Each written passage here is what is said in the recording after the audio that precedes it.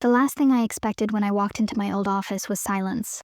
Not the comforting kind that follows focus and discipline, but the hollow, echoing kind that follows betrayal. The floor looked different. My nameplate, gone. My glass office, empty. The desk where I once made million-dollar calls was now a stranger's space. A cheap plant sat where my family photo once did, and the faint trace of my old perfume had been replaced by someone else's cologne. For a moment, I thought I was on the wrong floor. But then I saw it. The name on the door, Ethan Rhodes, Head of Corporate Development, Ethan, my junior. My trainee, the man who once stayed late just to learn from me. Now he sat behind my desk, leaning back in my chair, pretending to lead the department I built from scratch. It felt like walking into a memory that had been rewritten without my consent. Just 7 months ago, this floor was mine. The numbers, the strategies, the deals, all bore my signature. The board toasted my name after I closed the biggest acquisition of the year. They called me a rising star. But the moment I told them I was pregnant, their smiles changed. "You'll take time off, of course," they asked too quickly. "You'll still be available on email, right?" They pressed. And when I finally left for maternity leave, they clapped politely. But behind the applause, I could feel it. The whisper, the waiting, the quiet calculation of how to replace me before I even came back. I ignored it. I told myself I'd earned my place. That loyalty still mattered. That when I returned, everything I'd built would still be there. But the day I came back, it wasn't just my office that was gone. It was my identity. The receptionist didn't even recognize me. HR handed me a new badge with a different title, Senior Consultant.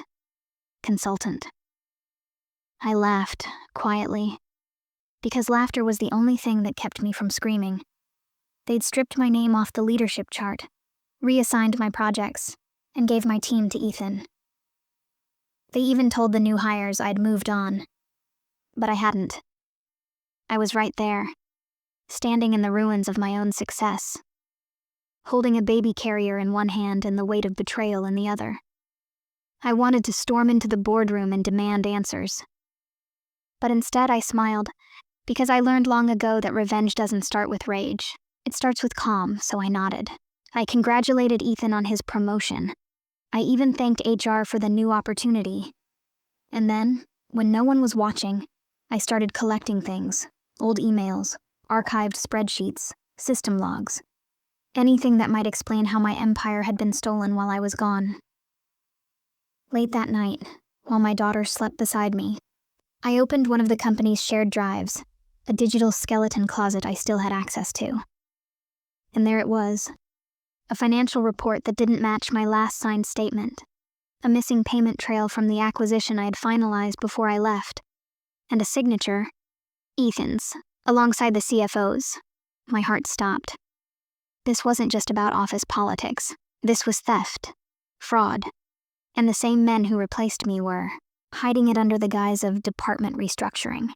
They thought maternity leave made me forget how to read numbers. They thought motherhood made me too soft to fight back. They thought wrong, because in that moment, I realized they hadn't just taken my office. They'd handed me every reason I needed to burn down their empire, one document at a time. So I poured a cup of cold coffee, opened my laptop and whispered to myself, "You want to play corporate games? Then let's play." They destroyed my office while I was on maternity leave. Now I was back, with papers they never expected. When I returned the next morning, I dressed like I used to. Tailored navy suit, pearl earrings, heels that clicked with authority.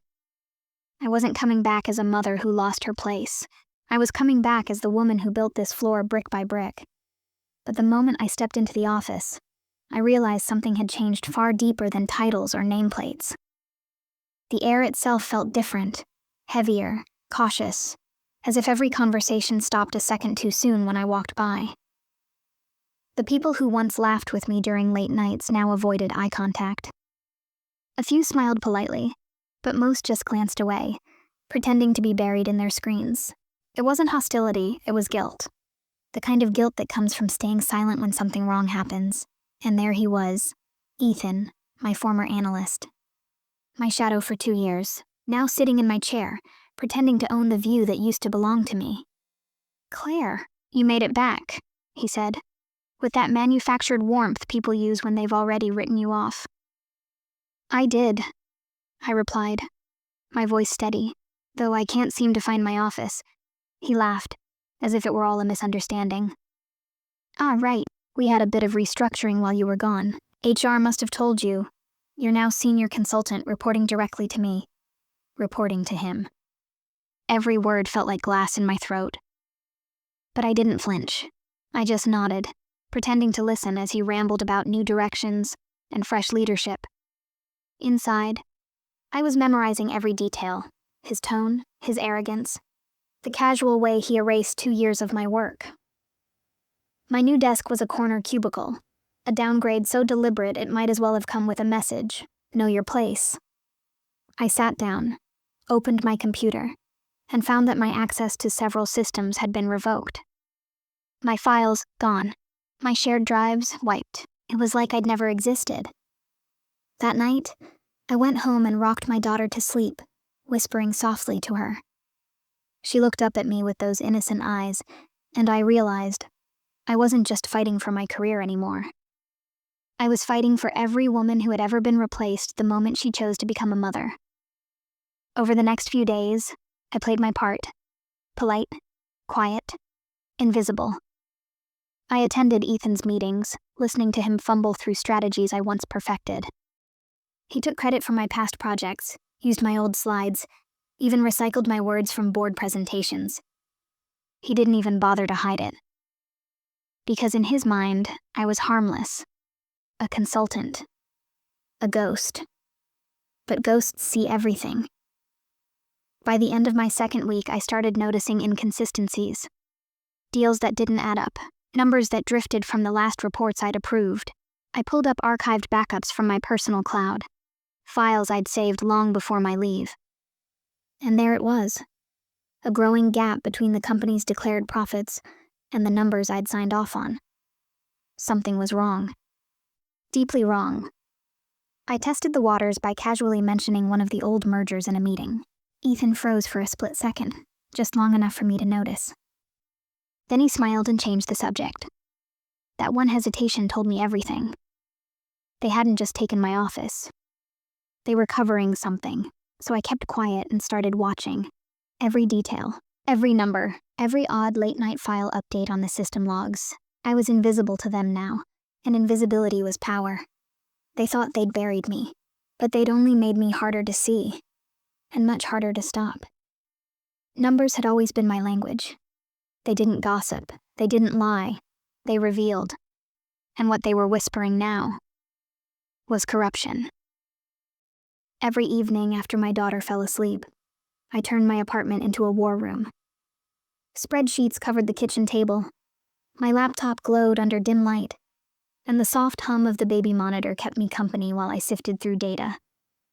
I started comparing old ledgers to new reports, and small inconsistencies began to form a pattern. Missing invoices, duplicate transactions, sudden write-offs labeled as strategic realignment. The numbers were telling a story, one that someone desperately wanted buried. The first red flag was a subsidiary I'd acquired before my leave, Tryon Analytics. Back then, it had been profitable, predictable, clean. But now its expenses had doubled, and revenue mysteriously halved. Millions had vanished under the cover of operational losses. Except when I traced the transactions, I found several funneling into a newly formed shell vendor, Roxon Consulting. A company that, according to state filings, didn't even exist before I went on maternity leave. I looked closer. The director listed on Roxon's paperwork, someone named E. Rhodes Ethan. That was the moment my stomach twisted. This wasn't incompetence, it was theft. Calculated, quiet, and protected by the very system I once ran. Still, I couldn't accuse anyone yet. Without proof, I'd be dismissed as a bitter ex-executive, emotional after maternity leave. They'd twist the narrative, and I'd lose before the first move. So I went silent, publicly. But privately, I began collecting evidence, deleted emails, audit trails, time-stamped edits, Anything I could link to Ethan and the CFO, Marcus Dole, the man who once told me I had the brain of a shark. I guess he forgot sharks remember who bleeds them. Days turned into weeks. Every clue I found led to something larger. Hidden accounts, phantom vendors, duplicate billing chains that siphoned funds from mergers I once managed. They weren't just skimming. They were laundering millions right under the board's nose.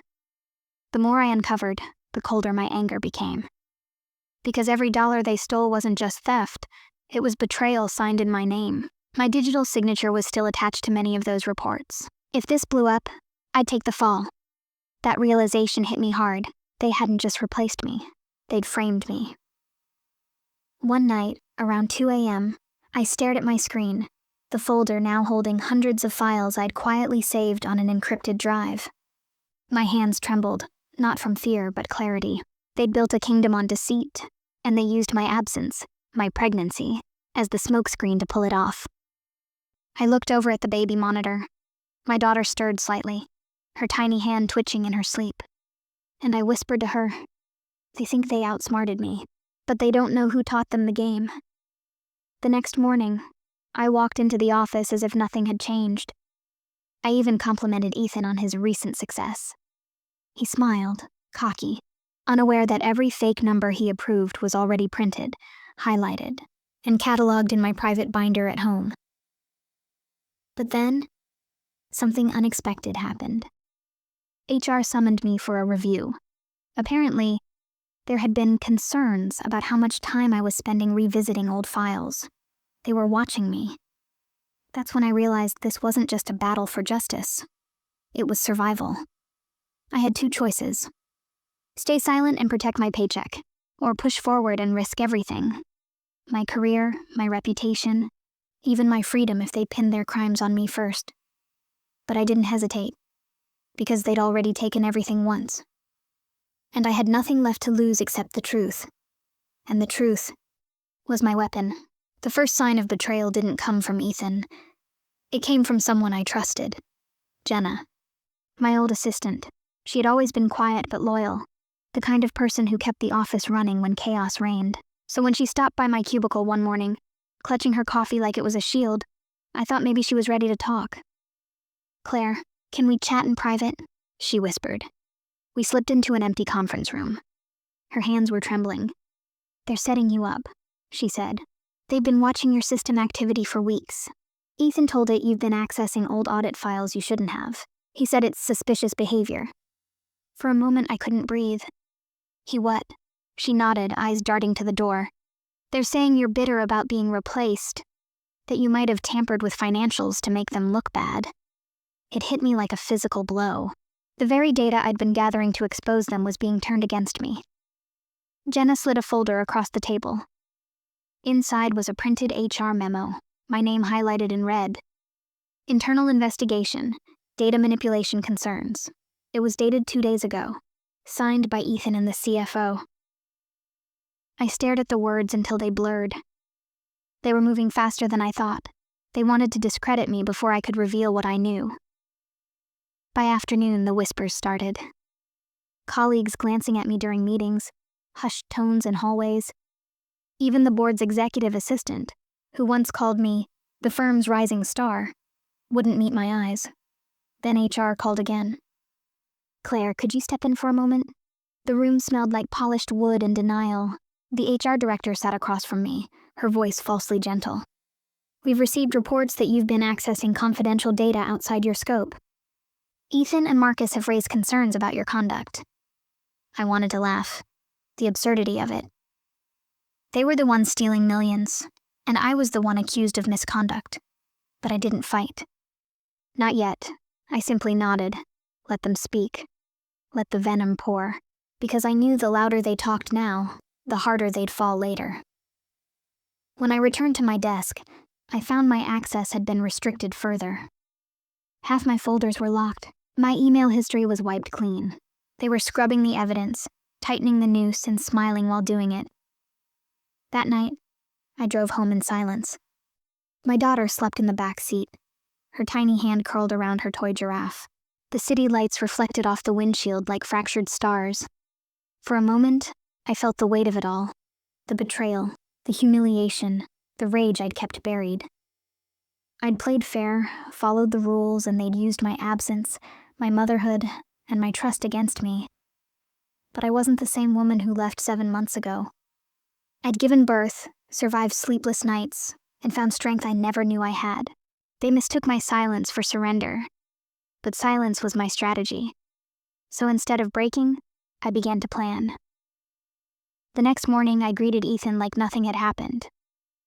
I thanked him for the update, asked polite questions about the ongoing review, and watched his confidence inflate. He thought he'd won. But behind my calm smile, I was already one step ahead. I had backups, off-site, time-stamped, verified. The same data they accused me of tampering with existed on secure drives they couldn't touch. They thought they were framing me. What they didn't know was that every trap they built only made their guilt louder. And soon, the board would hear it too. They taught me to read a balance sheet like others read a novel.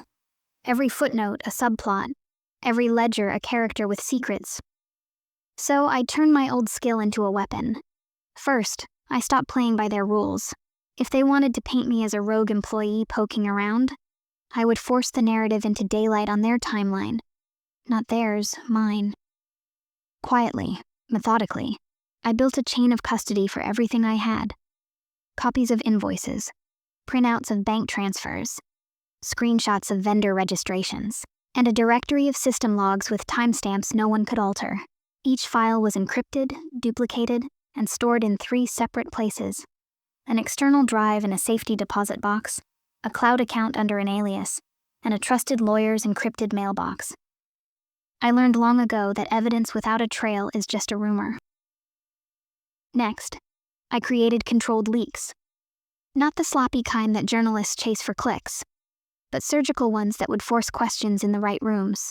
I started by emailing an anonymous tip to a regulator contact I'd once helped on a compliance review. Someone who still remembered my name and didn't care for corporate politeness. The tip was small, specific, and impossible to dismiss. Inconsistencies in Tryon Analytics post-acquisition reporting. Possible shell vendor Roxen Consulting receiving large transfers.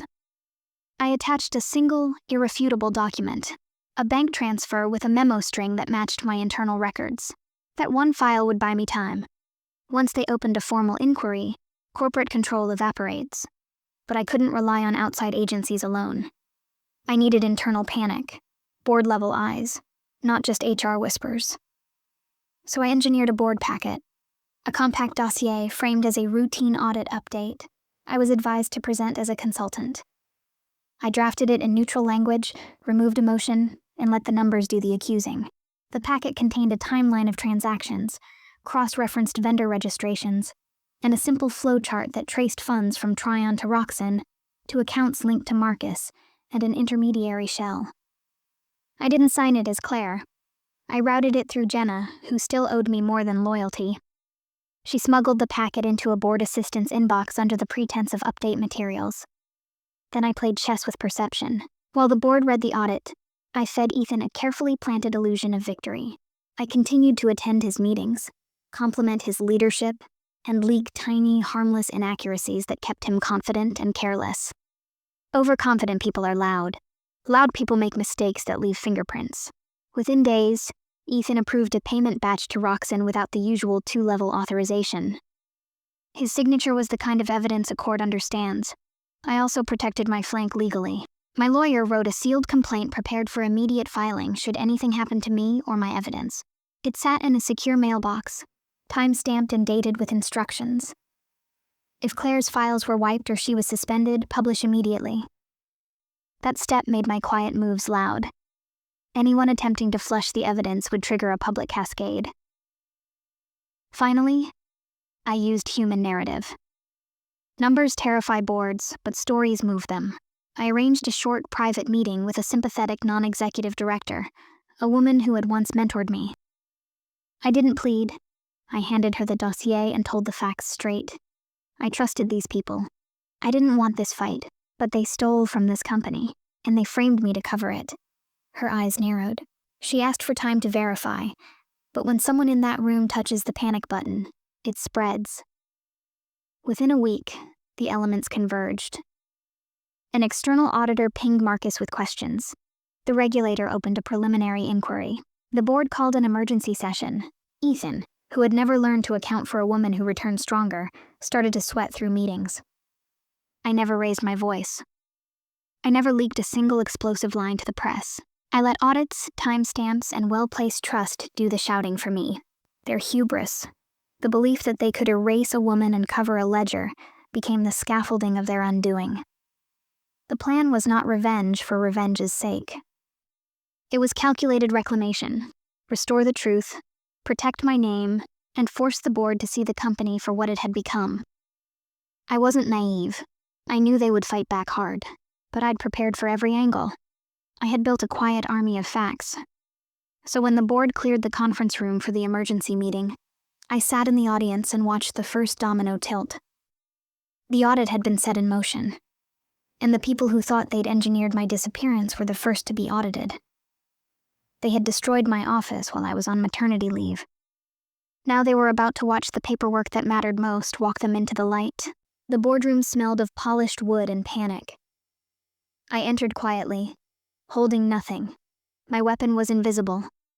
The evidence I'd collected, the network of audits and emails already working against them. Ethan was at the head of the table, sweat forming at his temples. Marcus, the CFO, kept glancing at his phone, expecting messages he wouldn't get. I sat silently, letting them settle into the tension I had orchestrated. The board chair began. We've received an external inquiry regarding Trion Analytics post-acquisition reports. Claire, would you like to clarify? Every eye turned to me, and in that moment, I didn't need to speak much. I slid the board packet across the table, letting the numbers do the work. Charts, flow diagrams, verified transactions. Every step linked to Ethan and Marcus's misappropriations. The room went silent. The kind of silence where breathing is audible and guilty. Hearts thump too loudly. Ethan's mouth opened, closed, and opened again. This can't be right. The board chair lifted a hand. The auditors have verified the data. Mr. Rhodes, Marcus, your explanations? Marcus shifted uncomfortably. Ethan tried to defend himself, pointing to procedural errors and oversights. But each excuse was met with a cold stare from the directors. The evidence was unassailable. Each signature, each ledger, each timestamp screamed their guilt. I watched their empire crumble quietly. There were no dramatic shouts, no angry confrontations. Just the slow, inevitable dismantling of power built on lies. Every ledger, every hidden account I'd uncovered now formed the chain of truth the board couldn't ignore. Then the final blow. The chair looked directly at me. Claire, we owe you an apology. You were misrepresented and undermined. Your leave was never a reason for this. Your department will be reinstated under your leadership, and we are opening a full investigation into the misconduct. I let them speak. I let the board digest the betrayal they had ignored for too long. Ethan's eyes met mine for a split second. Fear, disbelief, and finally, understanding. They had underestimated me. And in that moment, the woman they tried to erase returned fully. Not as a mother, not as an employee, but as the force they never saw coming. They had destroyed my office while I was on maternity leave. Now, they were watching their empire collapse. One paper, one truth, one undeniable fact at a time. The days after the boardroom showdown felt unreal. Emails flooded in from auditors, regulators, and even former colleagues, all seeking clarification, all tracing the trail I had quietly laid. Ethan and Marcus were suspended pending full investigation, their office doors locked, their phones disconnected. Walking through my reinstated office felt surreal. The sunlight hit the glass walls just like it used to, but now every reflection reminded me of what I'd survived and what I had reclaimed. My nameplate gleamed. My desk bore the familiar, worn edges of long nights and hard decisions. And my team, hesitant at first, slowly returned, offering timid smiles and quiet words of encouragement. Jenna returned too, holding a folder with a simple note. "I knew you'd do it." I smiled at her. Loyalty mattered, even more than power.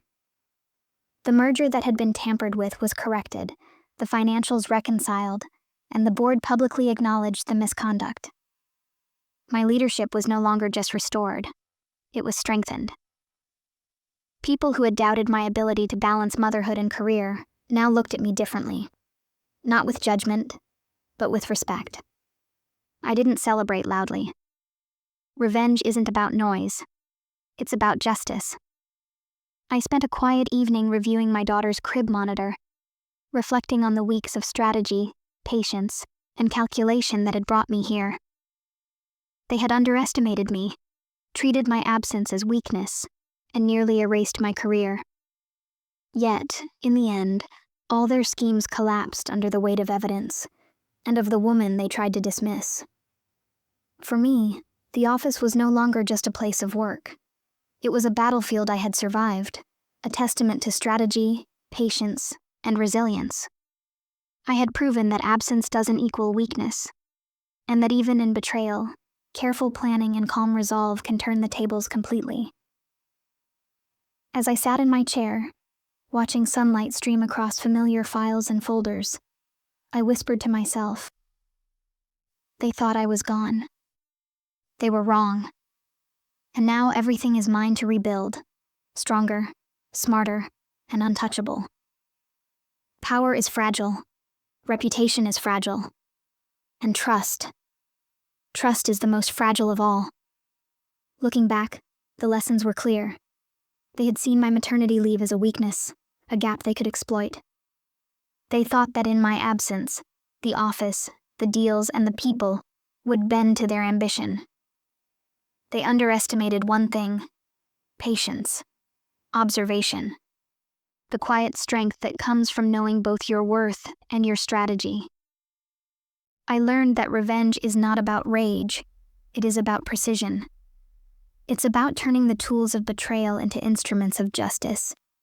The papers I carried, the audits I orchestrated, the evidence I preserved, they weren't weapons for destruction, but mirrors reflecting the truth they tried to hide. And when the truth shines, even the most confident lies crumble. There's another lesson too.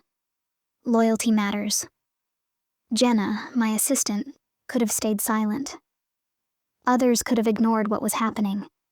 But those who quietly chose to support, to observe, and to aid in integrity, they became the unexpected allies who made justice possible. In the end, the people who choose principles over convenience are the ones who stand firm when the world shifts beneath you. As I watched the office restore itself to its rightful order, I realized that victory isn't always loud. Sometimes it is silent, calculated, and satisfying in its inevitability. The people who doubted me, who replaced me, who tried to erase me, they all learned a lesson I had known all along. Never underestimate the one you think is gone. My office, my team, my role, all were back, stronger and more respected than before. But more importantly, I had proven to myself that even in the face of betrayal, motherhood, and systemic doubt, resilience and strategy prevail. I leaned back in my restored chair and smiled. The empire they tried to build on deception had fallen, and I had been its quiet architect of truth. I didn't gloat. I didn't yell. I simply reclaimed what was mine, and in doing so, restored balance to a system that had tried to suppress it. And as I prepared to leave the office that evening, my daughter in my arms, I whispered a promise, not just to her, but to myself. No one erases me. No one outsmarts truth. No one underestimates what patience, precision, and principle can accomplish. This is Karma Unfolded, where every secret finds its reckoning. Don't forget to subscribe.